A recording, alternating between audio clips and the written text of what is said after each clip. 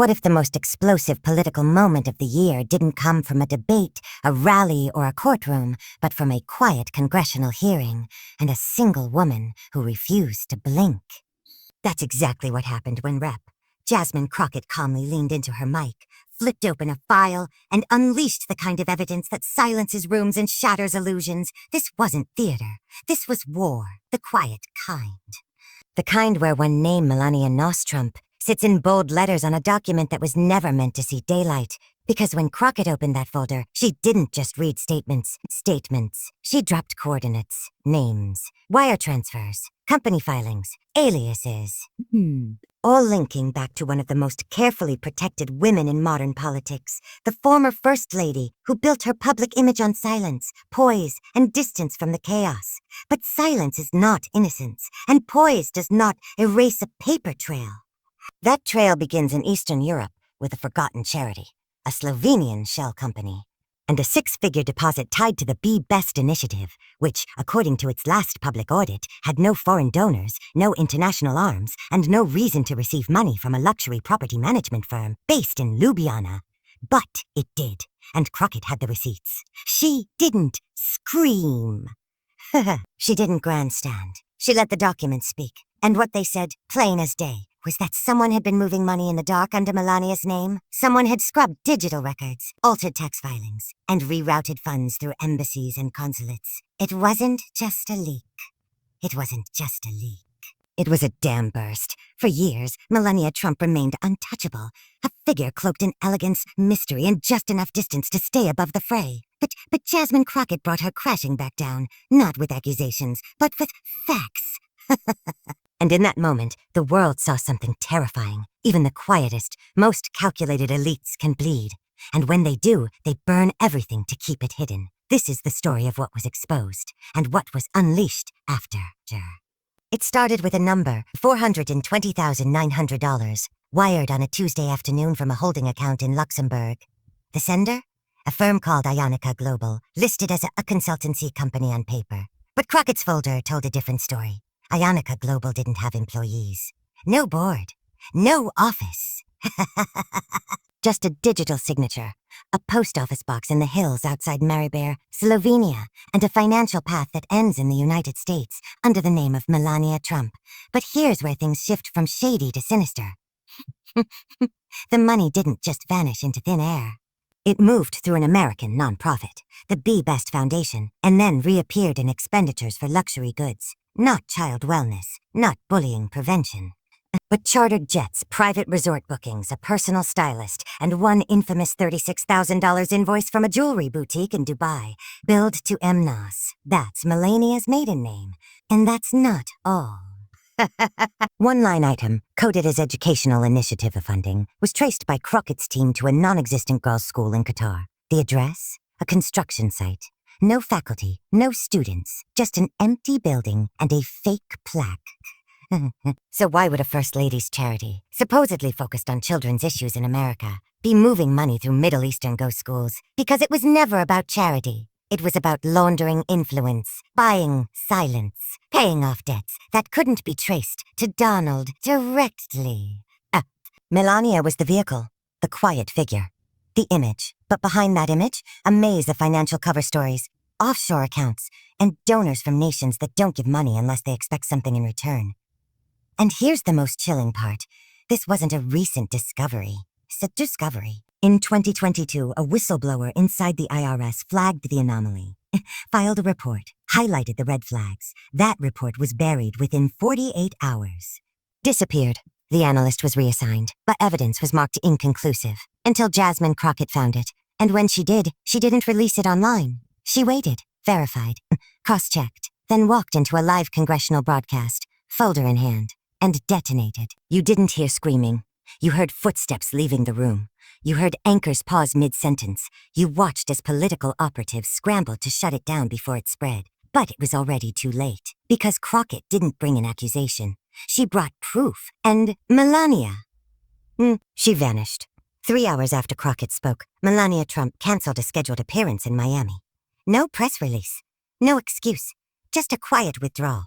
Followed by a black SUV leaving the back entrance of her Palm Beach estate. Within 24 hours, her personal stylist went dark on social media. Hey Kay, her longtime assistant locked her accounts. A lawyer in Zurich filed a temporary injunction to prevent the release of unspecified documents related to a high-profile American figure. But this wasn't just damage control. This was a containment operation. Because Melania wasn't just implicated in a money trail, she was the final stop. The endpoint, the signature on multiple accounts tied to Ionica Global, Be Best, and at least 2 offshore trusts that funneled assets into real estate purchases across Florida, New York, and the Emirates. Let me be very clear. Melania Trump may not have created the system, but she knew exactly how to use it. And now it's cracking. Sources close to the IRS leak confirm that Crockett's file contains over 100 pages of encrypted correspondence between the Be Best Foundation and a e-consulting firm in Dubai, dated just months before Trump left office. The emails include phrases like, a secure authorization via secondary signer. Inshore disbursement is disguised as educational grant, and no mention of East Wing involvement. A delete intermediary records after confirmation. Secondary signer. East Wing. That means this isn't just about one woman. It's about a network that operated inside the White House, hidden behind floral press conferences and goodwill photo ops. It's about a scheme that used the image of a silent First Lady as camouflage for something far more dangerous. An international payoff mechanism disguised as a non-profit. Now here's where the real twist begins. The emails show communication not just with foreign nationals, but with 3 current U.S. legislators, one of whom sits on a financial oversight committee. Names haven't been released yet. But Crockett's language during the hearing was surgical. If we're going to talk about influence peddling, let's start with the people who signed the checks. The room went silent, because this isn't about Melania anymore. It's about a structure, a system. One that doesn't blink when it launders millions under the guise of virtue. One that uses a soft voice and a tailored dress to cover up financial warfare. And the only question now, how deep does this hole go? How? Here's what they don't want you to understand. Melania was never just a wife in the background. She was the firewall. The moment Donald Trump stepped into the Oval Office, a quiet reshuffling took place behind the scenes. Legal proxies, family foundations, trust accounts, shell companies. And standing between Trump and the paper trail was a woman fluent in 5 languages, with no public political statements and no digital footprint they couldn't control. Why? Because the best decoys don't speak. They smile. Crockett's revelations didn't just expose a money pipeline, they exposed a tactic. Here's how it worked. Step 1. Open a nonprofit foundation with a publicly noble mission. Helping children, promoting kindness, ending bullying, easy to market, hard to criticize. So, Step 2. Accept foreign aid donations through third-party entities, often listed as consultancies, education grants, or artistic partnerships. Step 3. Move the funds through a complex maze of trust accounts and advisory firms, each registered in nations with strict bank secrecy laws. Multi-district partnerships. Step 4. Use those funds to purchase silence, reward loyalty, and, most importantly, disguise influence as philanthropy. Melania was the perfect vessel. Her brand was elegance, distance, soft detachment. While Trump blazed headlines, she operated in the shadows. She didn't have to defend herself because she was never accused. Until now. Crockett's documents show clear communication between Melania's office and a series of opaque holding firms registered in Dubai, Cyprus, and the British Virgin Islands. Then, firm Oryx Strategies Limited was tied directly to a Saudi consortium that coincidentally purchased commercial property adjacent to Trump's real estate portfolio in 2021. Coincidence? No. This was a value exchange. And here's the kicker. One of the encrypted messages dated February 2020 includes this chilling line. Ensure discretion is absolute. If congressional visibility increases, default to M Protocol, Melania Protocol, an internal contingency plan for when scrutiny reached her door. We're not talking about corruption in the abstract anymore. We're talking about coded systems built into a presidency. Systems that shield the powerful behind luxury brands, philanthropic slogans, and First Lady grace. You were never meant to see this, but Crockett did. And now the entire mechanism is being exposed. Not by leaks, not by tabloids, but by a member of Congress holding the receipts. Because here's the thing about truth. Once the dam breaks, even millennia can't hold back the flood. By the moment Crockett dropped the final line of her testimony, let's talk about the receipts your wife signed. A silent tremor moved through Washington. You didn't see it on Fox. You didn't hear it on CNN. But in the back rooms of Capitol Hill, advisors scrambled. Staffers deleted call logs. Staffers deleted call logs. Lobbyists paused wire transfers. The machinery knew a firewall had been breached. Because Melania's involvement wasn't supposed to be traceable. That was the point. Everything about her image, reserved, detached, maternal, was designed to make her untouchable. A woman who rarely spoke publicly, who avoided political commentary, who positioned herself as above the fray. But Crockett wasn't aiming for scandal. She was aiming for infrastructure. Let me show you how deep this goes. According to internal memos released just days after the hearing, Melania's Be Best Foundation shared a financial intermediary with the Trump Organization's International Licensing Division. Same wire routing codes, same accountant in Zurich, same client handler in the UE, one whose name appeared on at least 3 legal filings connected to Jared Kushner's post-administration deals. It gets worse. Be Best received a charitable contribution of $2.04 million from a Kazakhstan-based education initiative. On paper, it looked legitimate. But dig deeper, and you'll find that initiative was run by a company previously sanctioned for laundering Russian oligarch funds. That money didn't go to children. It went to a real estate development in West Palm Beach, built under a shell firm called Laureate Sun Holdings, where Melania's stylist was listed as a creative consultant. Creative consultant. That's the term they use when they're moving dirty money through innocent hands. Here's the truth. You're looking at a domestic soft power operation, hiding in plain sight under the brand of a first lady. Not espionage, not bullets, but something more dangerous, emotional trust weaponized into financial concealment. And it's not just Melania. Crockett's documents show ties to Ivanka, Kushner, and at least one former ambassador to the UAE. These weren't rogue players. These were nodes in a grid, each playing a part in shielding the flow of influence through the image of a woman who was never supposed to speak, and never supposed to be questioned. But now the image is fracturing. And behind it, a labyrinth of contracts, encrypted memos, and private jets paid for by money that was never meant to be seen. Ask yourself this: why Melania? Why not Ivanka? Why not Jared? Men and women already soaked in political scrutiny, already used to answering questions. Because Melania brought something the others didn't. Immunity through apathy. The illusion of distance. For years, the public bought it. The press reinforced it. She was different, uninterested. Above it, a mannequin in the background. But that's the brilliance of the design. She didn't have to run the operations. She only had to absorb the spotlight without saying a word. In politics, silence isn't weakness. It's armor. Crockett's revelations cracked that armor. What she exposed wasn't just a paper trail. It was a template. A playbook for laundering power through a feminine image that could not be questioned without backlash. Call out Melania, and you're attacking a mother. Bullying a woman. Bullying a woman. Digging too deep. And that's exactly what the architects of this empire counted on.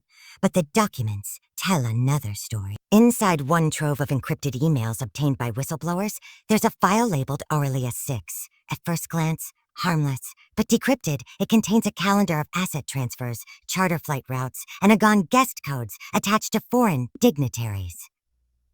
Each entry corresponds to a courtesy meeting hosted by Melania, branded as cultural events, art showings, or language initiatives. The receipts, chilling.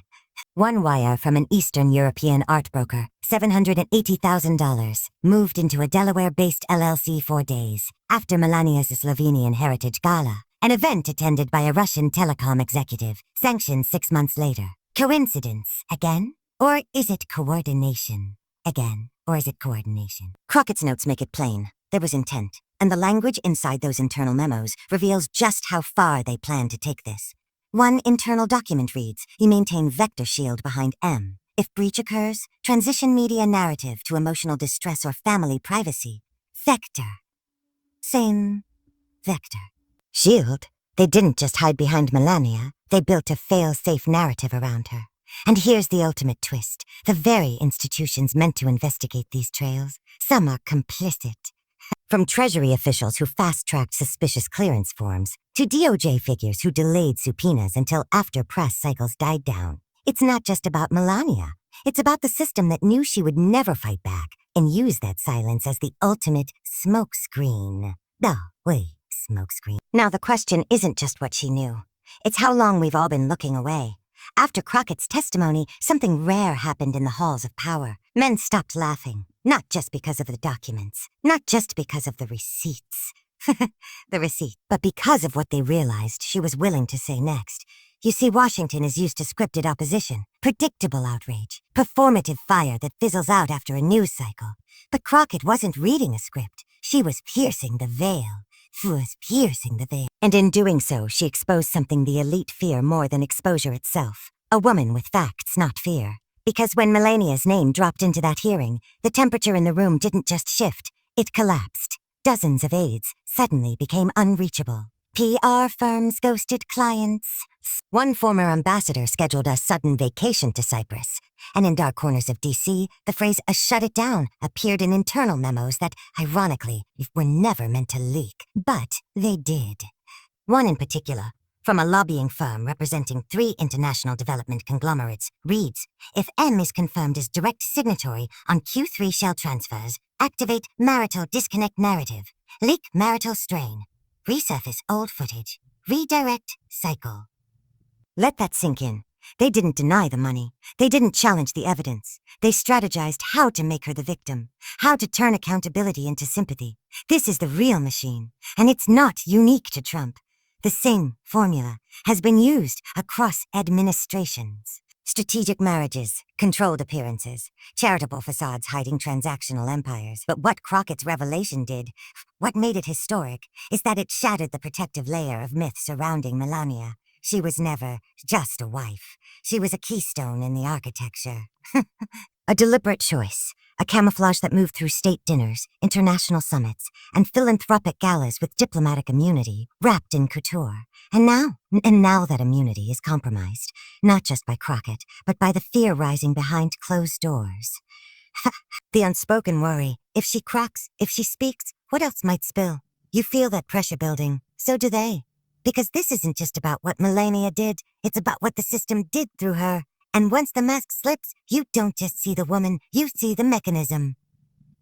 There's a reason the media painted Melania as a mystery. They weren't lying, they were participating. Because mystery protects power. The less you know, the more you project. And the more you project, the easier it is to control the narrative.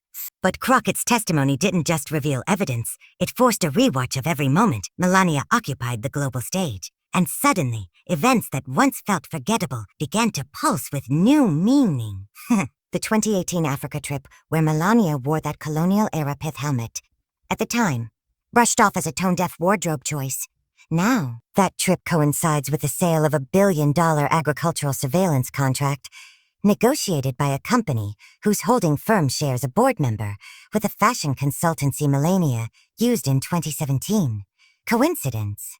Then there's the 2019 G7 summit, where she broke protocol by appearing alone with the Canadian Prime Minister for a private art gallery preview. The press joked. The memes exploded. But what you didn't see.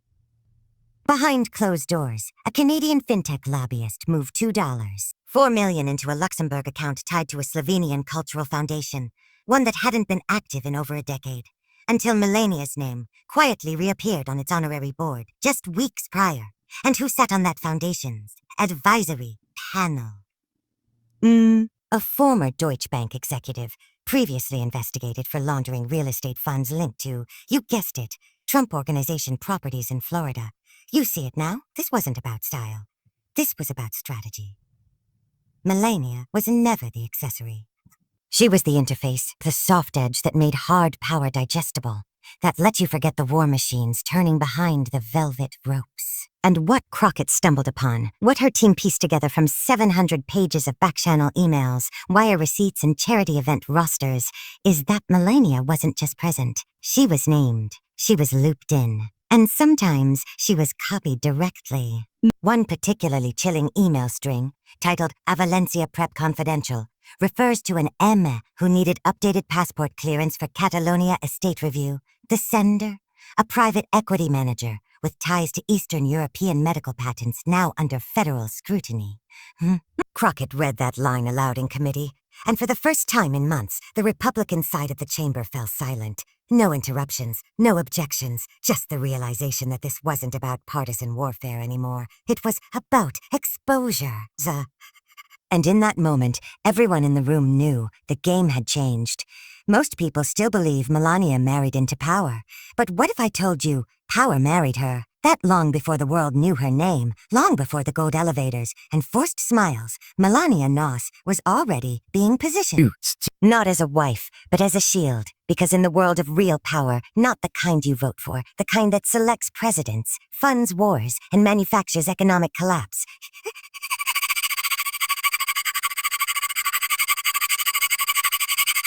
Let's go back to 1996.